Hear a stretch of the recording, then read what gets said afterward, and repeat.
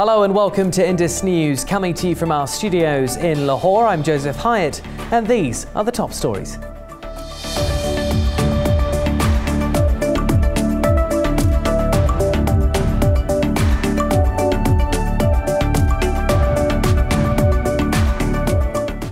We begin in Afghanistan, where 28 Taliban fighters and government soldiers have been killed in the latest clashes in the east and south of the country. The Ministry of Defence said that 23 insurgents were killed in airstrikes and ground operations in Nangarhar, Ghazni, Kandahar, Uruzgan and Helmand provinces.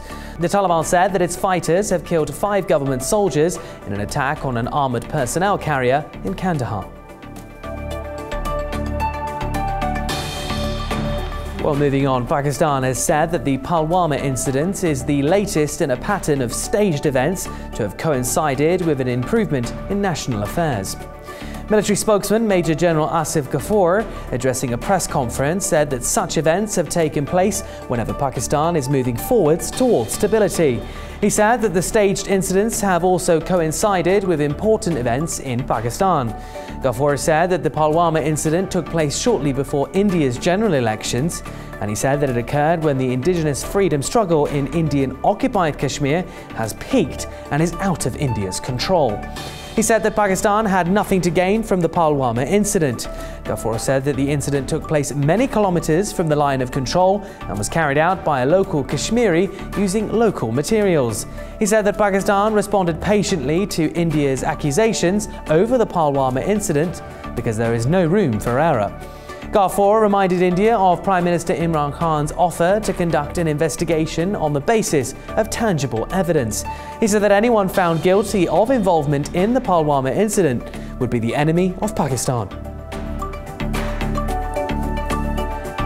Well, in another related development, India's Supreme Court has ordered increased protection for Kashmiris who have faced a violent backlash due to the Pulwama incident.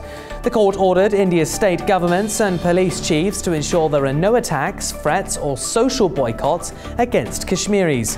More than 700 Kashmiris have fled India and returned to Indian-occupied Kashmir to escape reprisals by Hindu nationalists.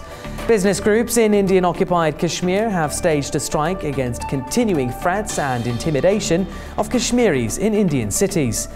Meanwhile, Indian forces have martyred another Kashmiri youth in occupied Kashmir.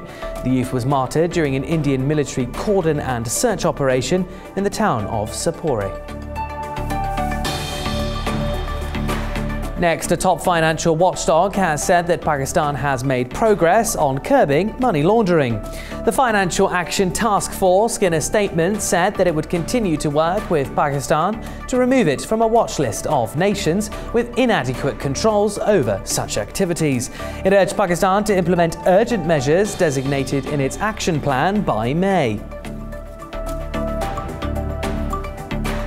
Meanwhile, the International Olympic Committee has suspended India from hosting any events after it denied visas to 2 Pakistani athletes following the Pulwama incident. The IOC, in a statement, urged international sports federations not to stage competitions in India unless it guarantees that it would comply with the Olympic rules. Earlier this week, India denied visas to 2 Pakistani athletes who were to compete at an Olympic qualifying shooting event in New Delhi.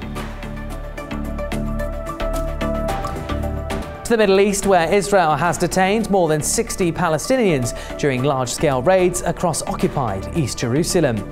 Police officials say that the arrests were made to prevent protests against the ongoing closure of Al-Aqsa Mosque by Israel. The Palestine Prisoners Society, in a press release, said that most of the detainees are members of the Fatah movement. And a Japanese spacecraft has touched down on an asteroid more than 300 million kilometers from Earth to look for clues about the origins of life. The Japan Aerospace Exploration Agency, in a statement, said that the space probe Hayabusa 2 touched down on the asteroid Ryugu to collect rock samples. It fired a small projectile into the surface of Ryugu to collect particles for analysis. Fascinating stuff there. Well, do stay tuned to Indus News for the latest updates, or why not head to our website, indus.news, where you can find the details on all